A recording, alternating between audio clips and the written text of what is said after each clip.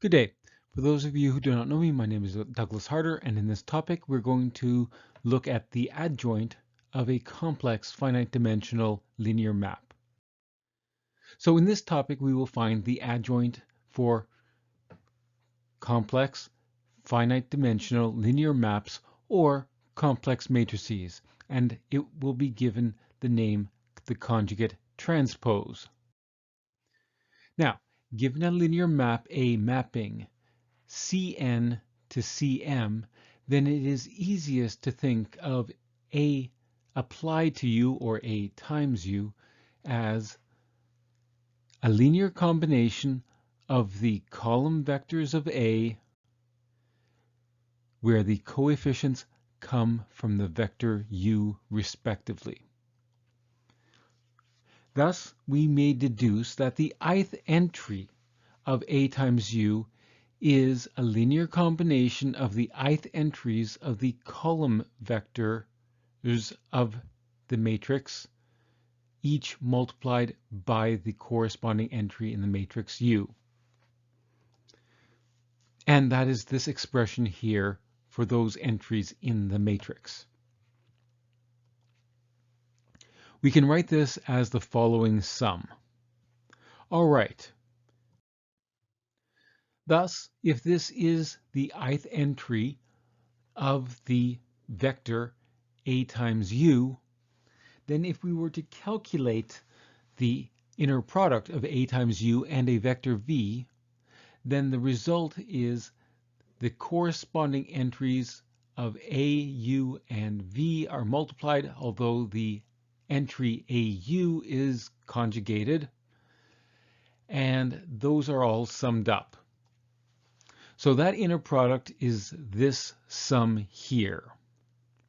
Now, notice that the conjugate, we are taking the complex conjugate of a sum.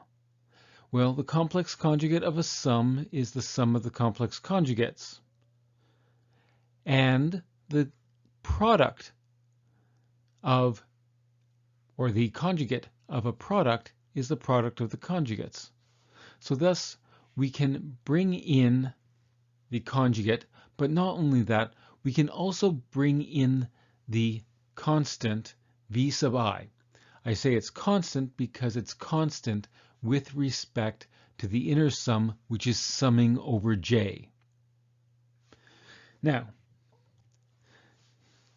as we're just summing two various and differing indices that don't depend on each other, we can just swap the order in which the indices are summed. And notice now I can, through commutativity, take out a U sub j conjugated. Okay, we can do that. Oh, but wait a second.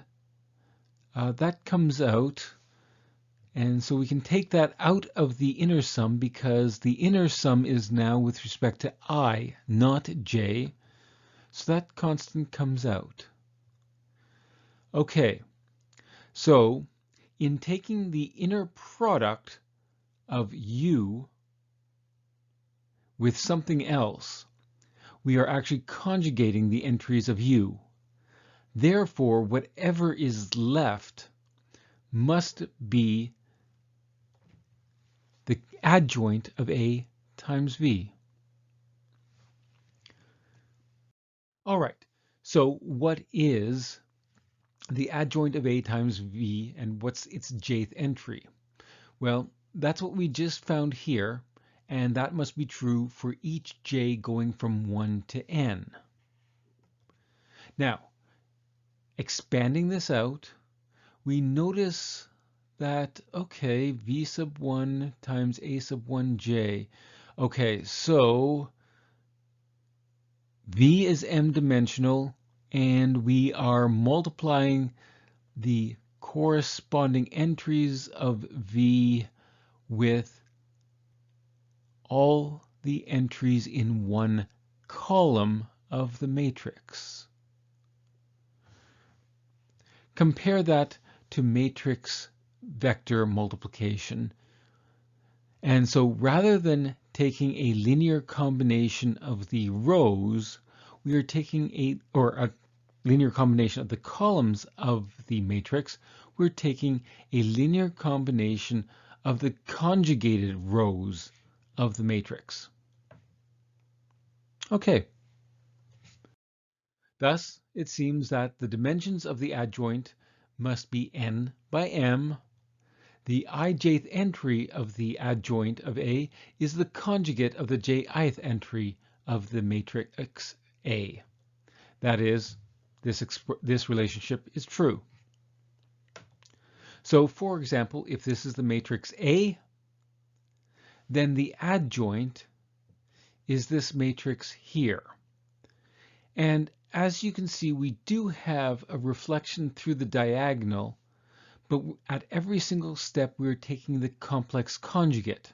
So for example, in A, the entry 1, 2, which is 7.9 plus 3.9j, it's moved to the other side. It's reflected through the diagonal, but the reflection is the conjugate of that value, so it's 7.9 minus 3.9j. And that is in location 2, 1 of the adjoint. Now, because we are simultaneously taking the conjugate while we are calculating the transpose, this operation is called the conjugate transpose. It goes by other names such as Hermitian transpose, but we will use the phrase conjugate transpose and represent it by a star. Now, if a theorem refers to the adjoint of a linear map, if you are applying that theorem to linear maps on finite dimensional complex vector spaces, then you may substitute the phrase the complex conjugate for the adjoint. So, for example, the complex conjugate of the complex conjugate of a complex matrix is the matrix itself. However, it's always important to remember that the defining feature of the complex conjugate transpose is how it interacts with the inner product. A times U inner producted with V is equal to U inner producted with the conjugate of A, or the adjoint of A times V. Let's check and see if this is actually correct.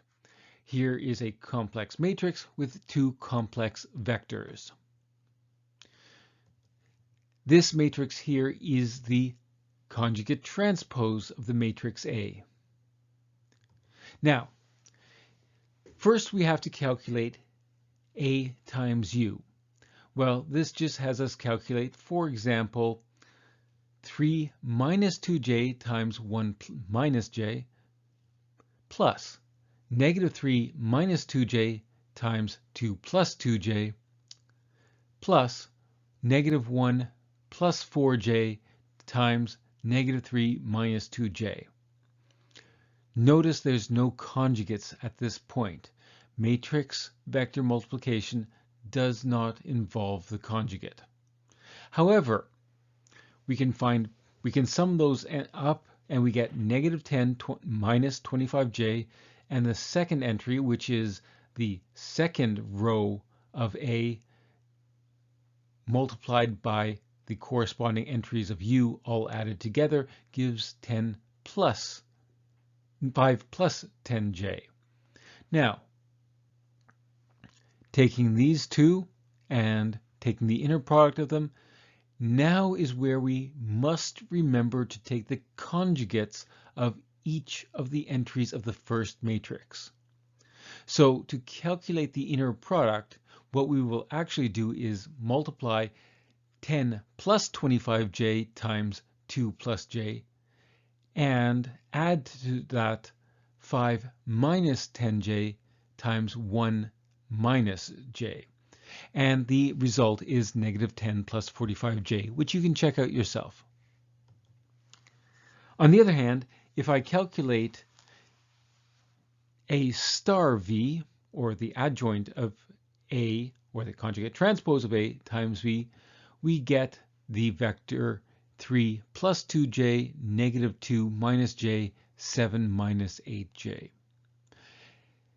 We are taking the inner product of that and u, and consequently, once again, we conjugate each of the entries of u, multiply the corresponding entries together, and add the results. We get exactly the same answer, -10 plus 45j. Now remember, a linear map, A mapping a vector space u onto B, is one that maps that first vector space onto the second.